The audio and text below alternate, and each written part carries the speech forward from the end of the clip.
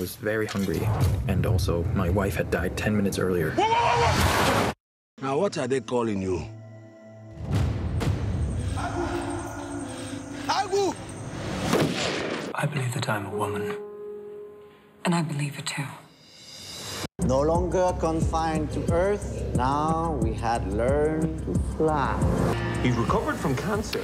Those are just some of the buzziest movies at this year's Toronto International Film Festival. It is the 40th edition of the festival. It starts with the opening gala tonight.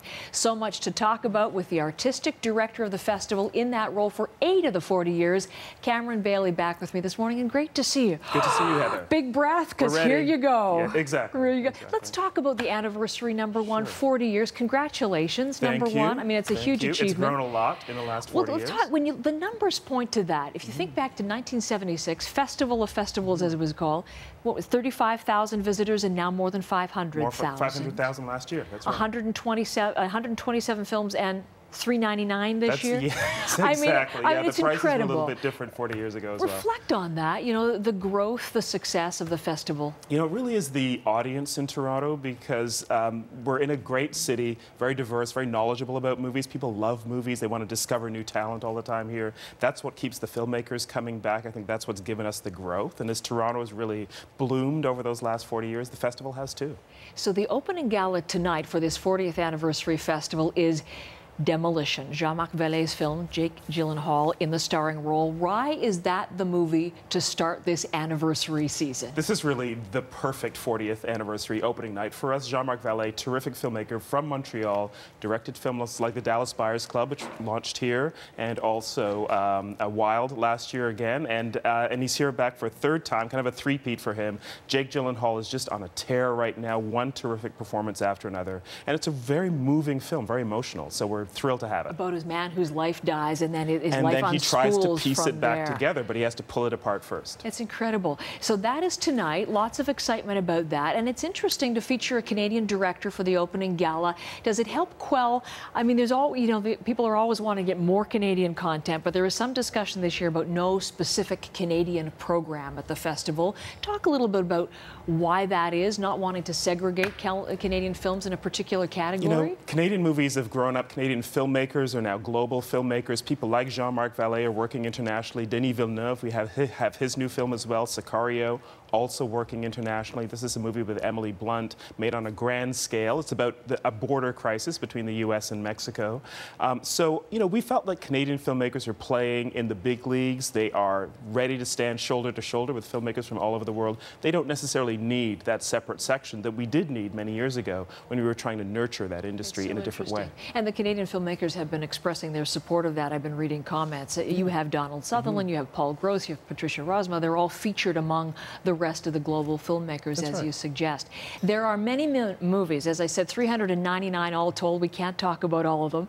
There are some with more celebrity sort of attachments, and they're sort of buzziest. But you've come with a list of really interesting films of your top picks. So let's look at those quickly. Number one. Yes. We're going to watch a little clip of this, so watch with me. This is Hurt.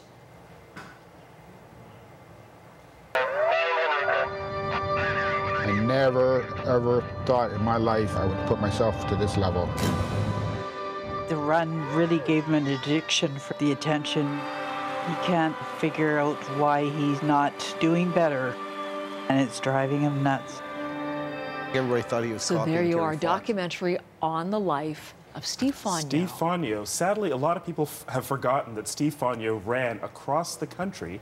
He, like Terry Fox, had been afflicted by cancer. He lost a leg to cancer, but he made it all the way across the country. And then his life fell into just an awful place. And this is the story of what happened to Steve Fonyo. It's directed by Alan Zweig, who's a terrific documentary filmmaker. It's a heartbreaking movie in many ways. He really gets to the heart of Steve's trouble with substance abuse and relationship problems and all kinds of things that got him into trouble.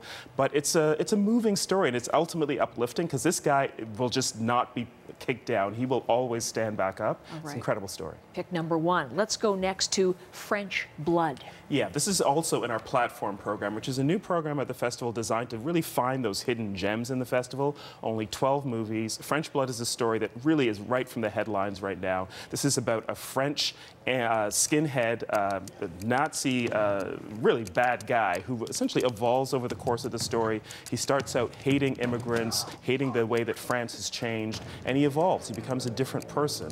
And it really gives you a sense of how Europe is changing. We're seeing migrants flow into Europe right now. We're looking at live pictures just this morning, Cameron, so this is perfect. If you want to get an understanding of what's going on in Europe and how it's shifting, this is the movie. It's interesting because they were so concerned about hooliganism. If I'm not mistaken, they didn't allow this for sneak previews in some cinemas in France. This has been a very volatile movie in France, but I think if you want to understand what's going on there, French Blood. Okay, let us talk next about Land of Mine. Oh yeah, this is kind of a Danish Hurt Locker. This is a very suspenseful movie.